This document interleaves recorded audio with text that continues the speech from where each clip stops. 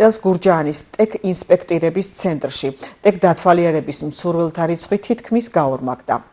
მიზეზი შესაძლოა გაზრდილი ჯარიმა იყოს. ახალი კოდექსით თუ პირველი სამართალ დარღვევისთვის 50 ლარით დაჯარიმებული პირი 30 დღის შემდეგ განმეორებით ჩაიდენს იგივე ქმედებას, დაჯარიმდება 150 ლარით, ხოლო იურიდიული პირი 300 ლარით. საგულისხმოა, რომ ხშირად მძღოლებს გონიათ, რომ უმნიშვნელო დარღვევის გამო ავტომობილი ტექ ინსპექტირებას მაინც გაივლის, რაც რეალობას არ შეესაბამება.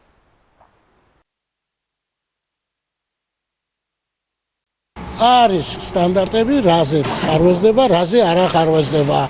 არის ისეთი ხარვეზები, რომელიც არის უმნიშვნელო ხარვეზია, რომელიც 1 წლის განმავლობაში მომავალ წელს რომ მოვა, ძალიან ბევრი მოდის ისეთი.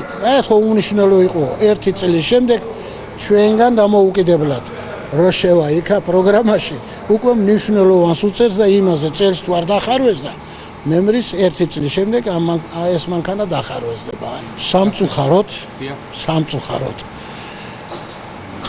ავტომობილების ფლობელების 90% თვლის, რომ ის რაღაც უმნიშვნელოა.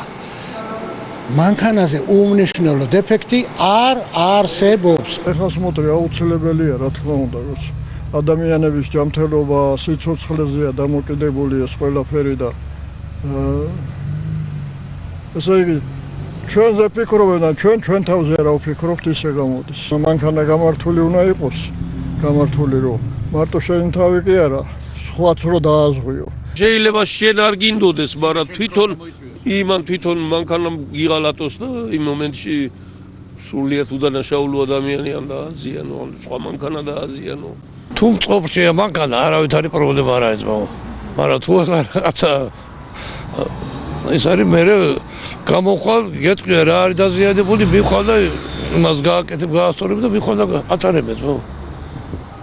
რა ვიცი, არაფერი, კი მე მაგალითად არ მქონია პრობლემა, იმიტომ რომ რაღაცა თქვი გაედავე ყველანაირად მანქანას შევამოწმებ, ხედოსებთან მიმაქრამე და მე მივდივარ ტეხას მოწმე და ვატარებ.